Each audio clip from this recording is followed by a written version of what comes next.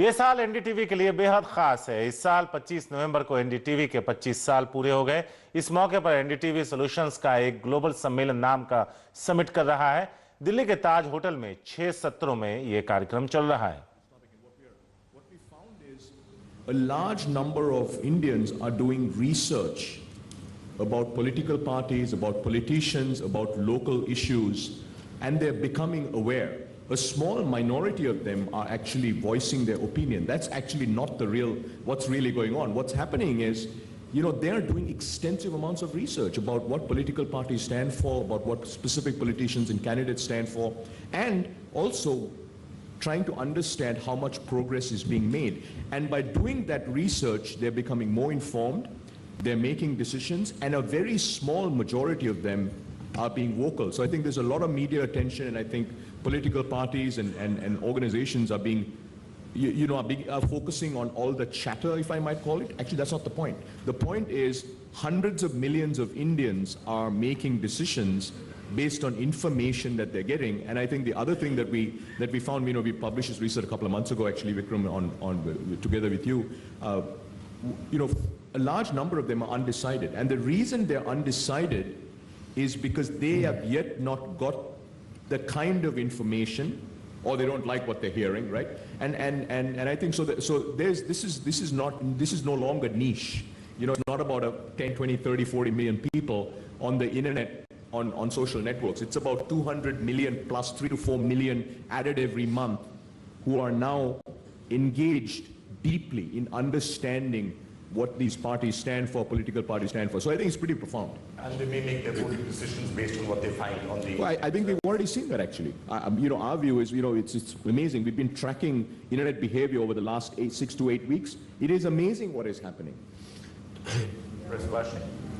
A slight disagreement with that. And here is, I think, one way to think about it. So there are 200 million internet users in India. Only 25 million in rural India. So there is right away an urban-rural gap. India is still primarily rural, 68% demographically, and because rural India has tended to vote more than urban India in the last 20 years, which may change, electorally the rural weight is about 75%, not 68%, and perhaps higher. That part of India has not been penetrated by the internet. So this is an urban phenomenon, and actually urban middle class phenomenon.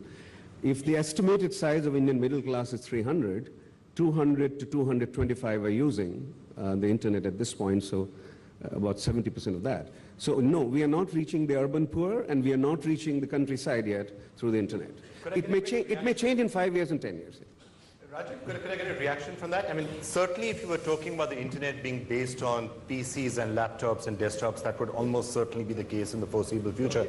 Is what he's saying changing now with Android phones? Basically, yeah. So you're absolutely right. Today is an urban phenomenon. Actually, the number is more like 50 million are outside of the, are from rural India. But what is happening, well, firstly, you could debate whether 250 million connected Indians who are deeply connected can swing an election or not, right? I mean, I think that's for, I'm not in that business. That's for, I think, political parties to decide whether they cannot. Our view, but the data we are seeing is probably sure. What happened in Delhi, right? Lots of things happen in Delhi, but clearly this is an urban city that is highly connected. Not every place is like Delhi. The other thing that's happening, you have to keep in mind, of the 4 million Indians who are coming to the internet every month, 70% are not from metros. So every single day, we're having millions of Indians from outside of the metros that are connecting the internet. So that probably, you're absolutely right, may not make a difference by 2014. But if you fast forward another 4 years, yes, you're talking about 5 to 600 million Indians connected onto the internet, and then we're clearly getting to that number of 750 million registered voters. I do agree that by 2019, by the time we have next elections, this would be a very significant phenomenon. Okay, so before I come to you, Shekhar, in your journeys, when you are looking at the writings in the world, as it were, do you see a major impact of the internet at this stage, or is it restricted to a few big cities? Well, nobody can say that there isn't a major impact, or there won't be a major impact. But I think we are also going through a phase when we are presuming too much, as if internet is not the means to an end, but an end in itself. Even if I may steal the title of a book, I think all of us are also victims of the net delusion. a little bit.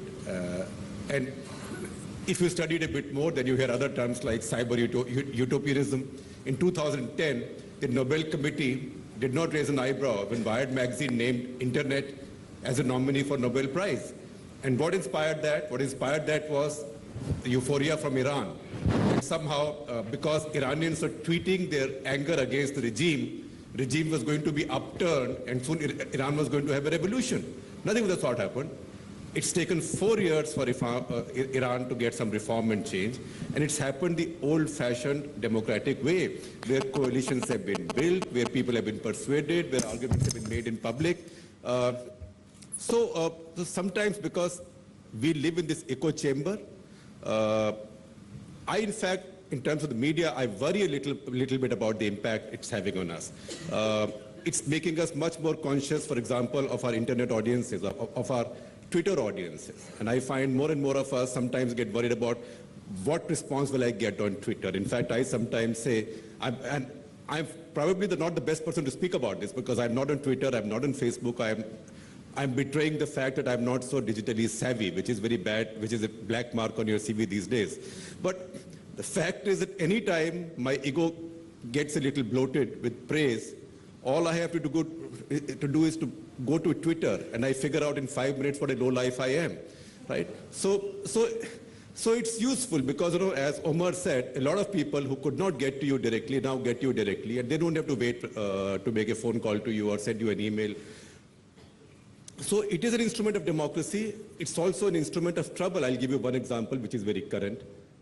The Tehelka sexual assault case would not have reached where it has reached if there was no email. An email is possible because of internet.